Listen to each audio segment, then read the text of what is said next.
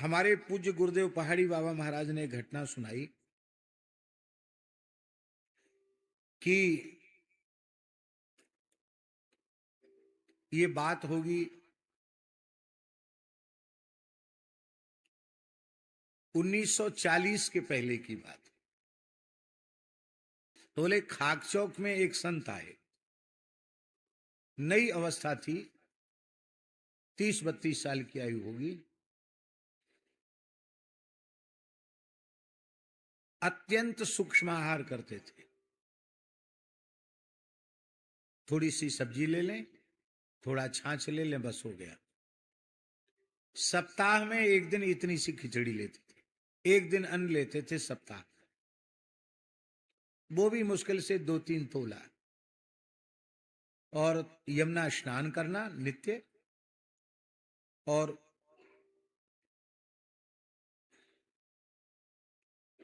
एक झोपड़ी जैसी अपनी कपड़ा पड़ा लगा के बना ली थी उन्होंने, और उसी में बैठकर ध्यान करते थे।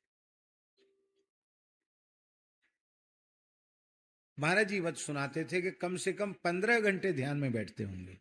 कितने? कम से कम 15 घंटे। एक बैठक में 7 घंटा, दूसरी बैठक में फिर 7-8 घंटा। बोलते किसी से नहीं, बोली सुनी नहीं उनकी। 4 महीने वो रहे, पूरा चातुर्मास किया।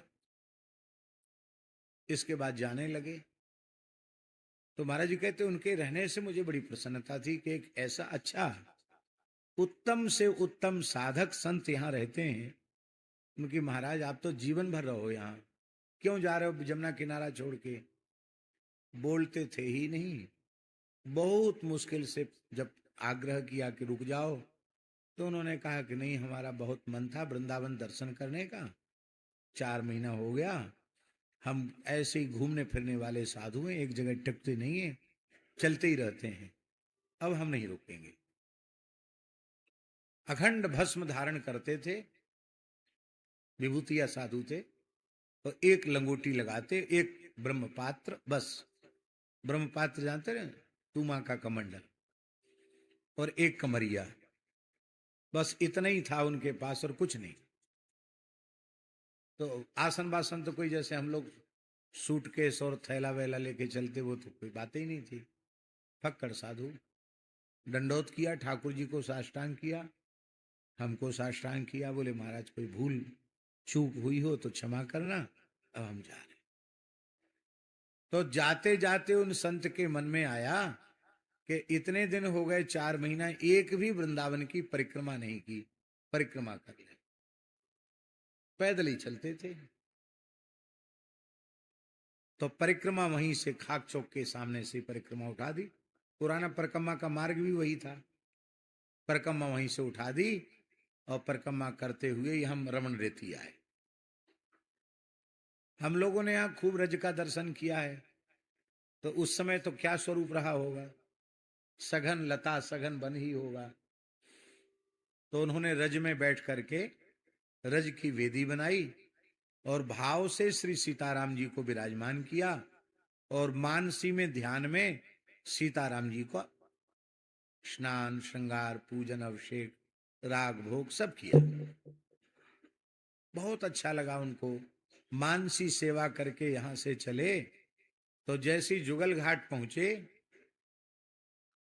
कि एक भिखारी जैसे संत, जिनके मस्तक पर तिलक नहीं, दुबला पतला शरीर और ऐसे फटे पुराने कपड़ा जैसे शरीर पर लपेटे हुए से, जैसे कोई अवधूत अवधूत हो, पागल हो, ऐसे ऐसे एक गुदरी थी और कुछ नहीं था।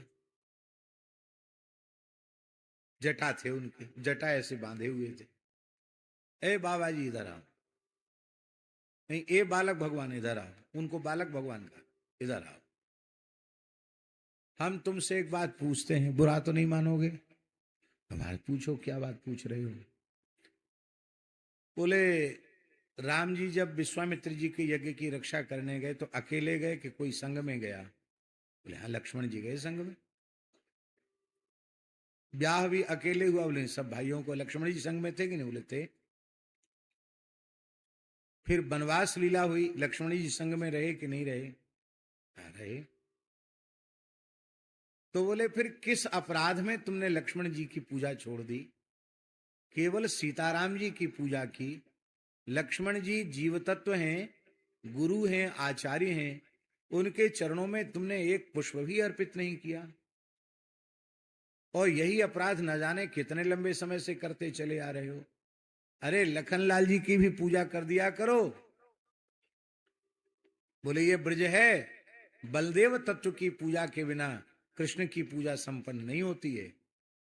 ऐसे ही लक्ष्मण जी की पूजा के बिना राम जी की पूजा पूरी नहीं होती है।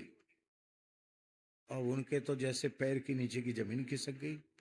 वो विचार करने लगे कि अरे मैं मानसी में रमण रीति में बैठकर सेवा कर रहा हूं, और ये फक्कड़ बाबाजी जुगल घाट पर बैठकर मेरी मानसी अंतर राज्य की, अंतर जगत भाव राज्य की मेरी सेवा का दर्शन कर रहे हैं, और देख रहे हैं कि सीताराम जी की पूजा की, लक्ष्मण जी की नहीं की। सोचने लगे। बोले क्या सोच रहे हो? वृंदावन सिद्धों की सराय है, यहां पागलों के बेस में भी संत हैं। मैं बोलता नहीं तुमसे, पर तुम अपने मन में एक अभाव लेकर यहां से जा रहे थे कि वृंदावन में तो लड्डू कचौड़ी खाने वाले साधु हैं, कोई सिद्ध महात्मा नहीं है। तो ये भ्रम लेके यहां से मत जाओ, नहीं धाम के प्रति अपराध बन जाएगा। धाम में गली गली में सिद्ध हैं, पर वो कहाँ हैं, कैसे हैं, इसको भगवान के अलावा कोई नहीं जानता है। वो इतने प्रभावित हुए कि परिक्रमा करके फिर खाक चौक जहां से शुरू किया वहां तो पहुंच नहीं था, आए और आसन लेके फिर भीतर। तो महाराज बोले बहुत अच्छा किया भाई तुम आ गए। बोले आ नहीं गए, अब कुछ समय यहीं रहेंगे। तो फिर रहे, कई महीने रहे। फिर बोले अब हम बद्रिकाश्रम तरफ जा रहे हैं, हमको घूमने फिरने का अभ्यास है। तो महाराज जी ने पूछा उनको कि हमारे इतना आग्रह करने पर भी रुके नहीं, फिर लौट के आ गए परिक्रमा करके, फिर आखिर इतने समय तक क्यों? इसमें कोई रहस्य है क्या? तब उन संत ने ये घटना महाराज जी को सुनाई, पहाड़ी बाबा को, और महाराज जी ने दास को सुनाई। ऐसे ही सिद्ध संतों में जिनकी वेशभूषा से देखकर पता न चले, बाबा की वेशभूषा को देख के पता चलता है सिद्ध महात्मा है।